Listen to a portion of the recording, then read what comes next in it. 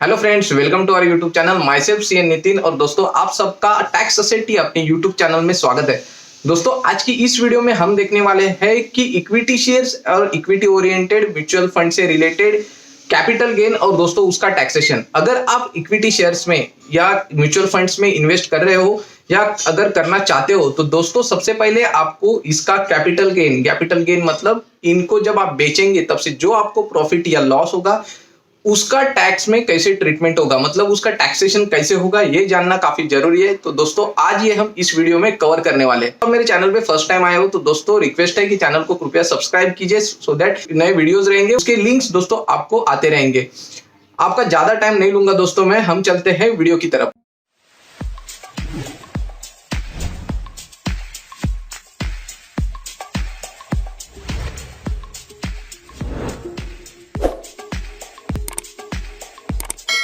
मैंने एक स्लाइड बनाई हुई है जिसके थ्रू हम ये समझने वाले हैं कि capital gain on equity shares and equity oriented mutual funds.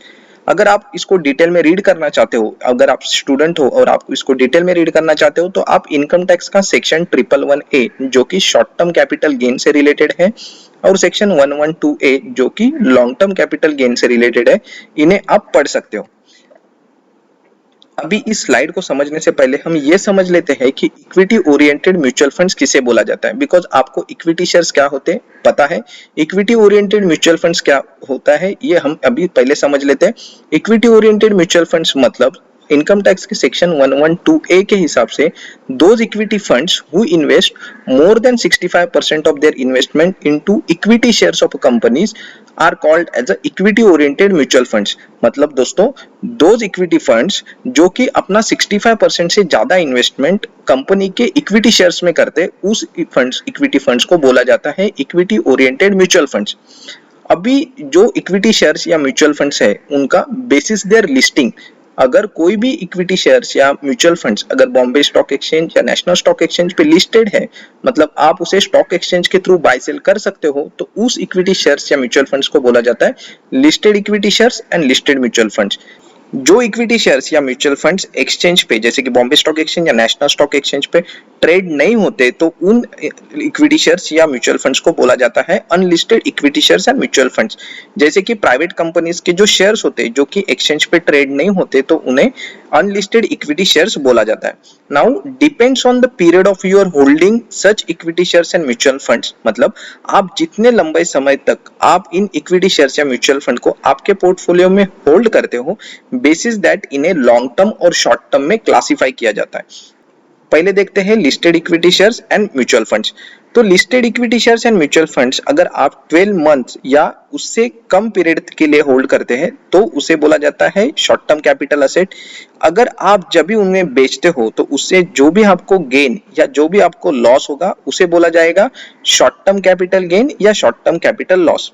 वही लिस्टेड इक्विटी शेयर्स या म्यूचुअल फंड्स अगर आप 12 मंथ से ज्यादा पीरियड तक होल्ड करते हैं तो उसे बोला जाता है लॉन्ग टर्म कैपिटल असेट। उसे बेचने से आपको जो भी प्रॉफिट या लॉस होगा उसे बोला जाएगा लॉन्ग टर्म कैपिटल गेन या लॉन्ग टर्म कैपिटल लॉस। अगर आप शॉर्ट टर्म कैपिटल गेन होता है, जो भी शॉर्ट टर्म कैपिटल असेट है उन्हें बेचने से जो भी शॉर्ट टर्म कैपिटल गेन होता है उसका टैक्स रेट है 15%, तो उसके गेन पे आपको 15% से इनकम टैक्स भरना पड़ेगा। जो भी लॉन्ग टर्म कैपिटल गेन होगा, जो भी लॉन्ग टर्म कैपिटल असेट है उन्हें बेचने के बाद आपको जो भी गेन होगा उस गेन में से 1 लाख तक का जो भी गेन होगा वो टैक्स एग्जेम्प्ट होगा। 1 लाख के ऊपर का जो भी गेन होगा उसके ऊपर आपको 10% के हिसाब से टैक्स देना पड़ेगा। अगर आप इनकम टैक्स में बुक में देखना चाहते हो तो आप ये listed equity shares mutual fund आप 111A में short term capital gain related tax पढ़ सकते हो और 112A में long term capital gain related taxation आप दोस्तों पढ़ सकते हैं। अब मुड़ते हैं unlisted equity shares and mutual fund की तरफ। तो unlisted equity shares and mutual funds में पहले देखते हैं शॉर्ट टर्म कैपिटल गेन। तो दोस्तों यहाँ पे जो इक्विटी शेयर्स है और इक्विटी शेयर्स है और इक्विटी ओरिएंटेड जो म्यूचुअल फंड्स है इनके लिए जो पीरियड ऑफ होल्डिंग है ये डिफरेंट है। इक्विटी शेयर्स के लिए जो भी अनलिस्टेड इक्विटी शेयर्स है उसे अगर आप 24 मंथ्स या उससे कम पीरियड के लिए होल्ड करते हैं तो उस इक्विटी शेयर्स को बोला जाता है कि short term capital asset.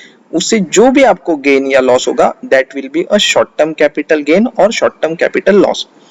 In case of unlisted equity mutual funds period of holding is 36 month. अगर आप इन्हें 36 मंथ या उससे कम समय तक होल्ड करते हैं तो वो हो गए आपके शॉर्ट टर्म कैपिटल असेट। उससे जो भी आपको गेन या लॉस होगा उसे बोला जाएगा शॉर्ट टर्म कैपिटल गेन या शॉर्ट टर्म कैपिटल लॉस।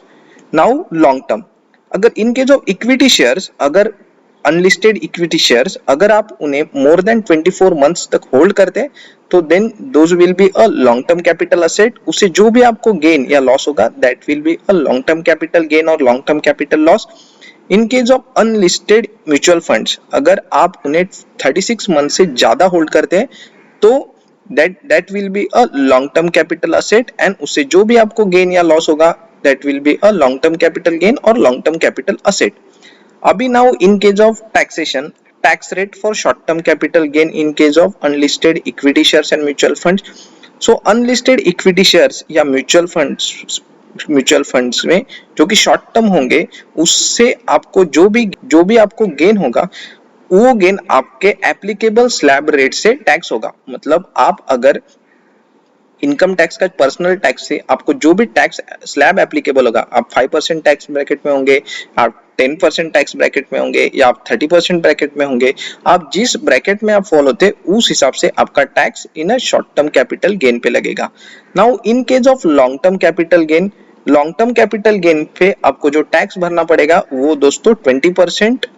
अगर आप रेसिडेंट हो तो आपको 20% के हिसाब से टैक्स भरना पड़ेगा, आपको इंडेक्सेशन का बेनिफिट मिलेगा।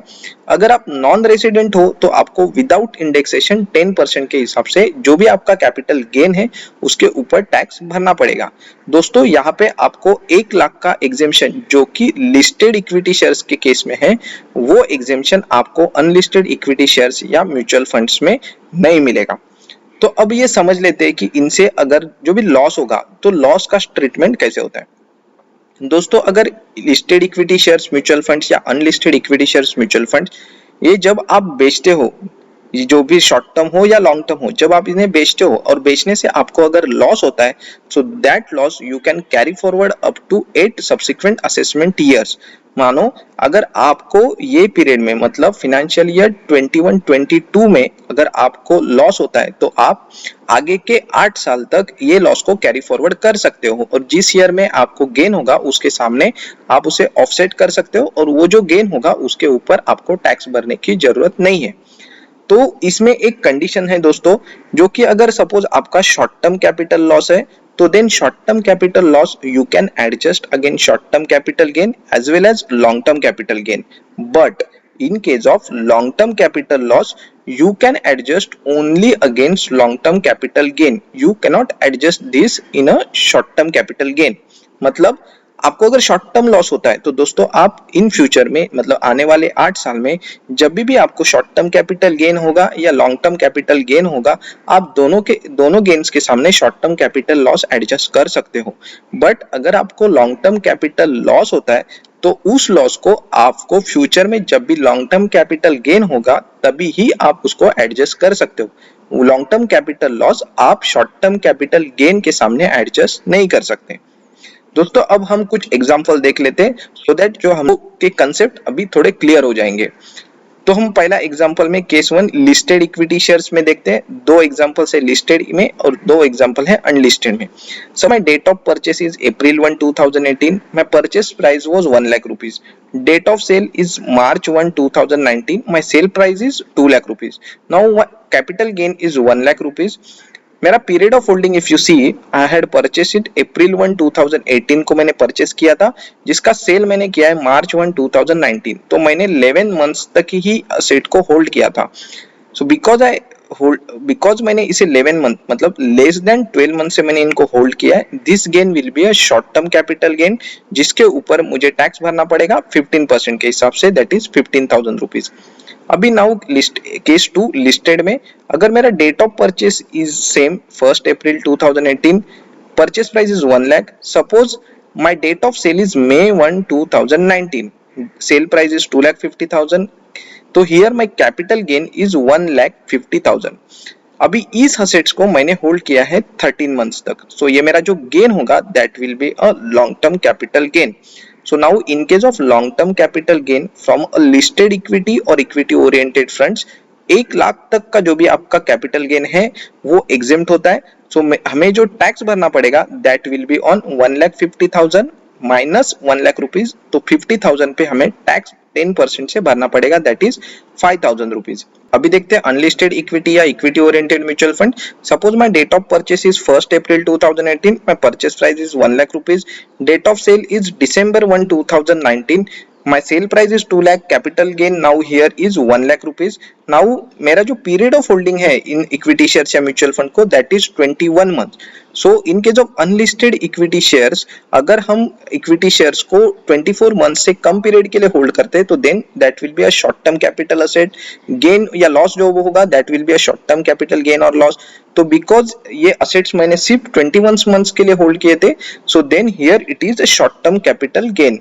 और इसका जो टैक्स है अभी 1,00,000 रुपीज के ऊपर जो भी टैक्स भरना पड़ेगा that will be as per my applicable income tax का जो टैक्स स्लैब है, जो कि 5%, 10%, 20% या 30% जो भी टैक्स ब्रैकेट में मेरा इनकम फॉल होता होगा उस हिसाब से ये 1,00,000 रुपीज टैक्स होगा। अभी चलते हैं नेक्स्ट एग्जांपल की तरफ, जहां पे मेरा date of purchase is again 1 April 2018, purchase price is 1,00,000 but here the date of sale is April 30, 2020। मेरा सेल प्राइस है 2,50,000, कैपिटल गेन इज 1,50,000 है, यहाँ पे 2,50,000 माइनस 1,00,000, कैपिटल गेन इज 1,50,000। अगर आप यहाँ पे देखोगे तो असेट्स जो है इक्विटी शेयर्स मैंने होल्ड किए हैं 25 मंथ तक, तो इसे जो भी because I am holding it more than 24 months, यहाँ पास जो भी कैपिटल गेन होगा that will be a long term capital gain. अभी in case of unlisted equity shares जो भी लॉन्ग टर्म कैपिटल गेन होगा that will be tax at the rate of 20% with indexation. पहले ये समझ लेते हैं कि इंडेक्सेशन क्या होता है। अगर आपने कोई भी असेट्स आज से कुछ इयर्स पहले परचेस किए, मानो कि आपने 2010 में कोई भी असेट्स परचेस की है, अगर वही असेट आज के डेट पे आप परचेस करते हो तो उसका जो भी परचेस प्राइस रहेगा उस परचेस प्राइस में 2010 से लेके आज तक का जो भी कॉस्ट इन्फ्लेशन हुआ है, मतलब जो भी प्राइस इंक्रीज हुए, उस इन्फ्लेशन को फैक्टर इन करने के लिए इनकम टैक्स में year wise cost inflation index दिए गए। उस कॉस्ट इन्फ्लेशन इंडेक्स को यूज करके आप वो 2010 की जो कि असेट्स का प्राइस था उस प्राइस को आज के डेट पे कैलकुलेट कर सकते हो। तो इसे बोला जाता है दोस्तों indexation. Cost inflation index for financial year 18-19 के लिए था 280 रुपीज और फाइनेंशियल ईयर 2021 के लिए है 289 रुपीज। 1,00,000 इंटू 289 डिवाइड बाय 280, तो सेम असेट्स को अगर आज के डेट पे आप परचेस करते हैं तो कॉस्ट ऑफ इन्फ्लेशन जो फैक्टर इन करने के बाद उसका कॉस्ट होता 1,03,214 रुपीज। तो अभी आपका जो कैपिटल गेन है वो कैपिटल गेन होगा capital gain 2,50,000 which was your selling price minus 1,03,000 which is indexation cost. So आपका जो कैपिटल गेन होगा दैट विल बी 1,46,000 रुपीज और इस 1,46,000 रुपीज के ऊपर आपको 20% के हिसाब से टैक्स भरना पड़ेगा जो कि है 29,358 रुपीज। ये था दोस्तों taxation on capital gain from equity and equity oriented mutual funds. आप इस वीडियो को देखने के बाद capital gain related to equity and equity shares और उसका टैक्सेशन दोस्तों समझ गए होंगे। अगर आपको मेरा ये वीडियो पसंद आया है तो वीडियो को लाइक, चैनल को सब्सक्राइब और बेल आइकन को हिट करना ना भूलें। Thank you.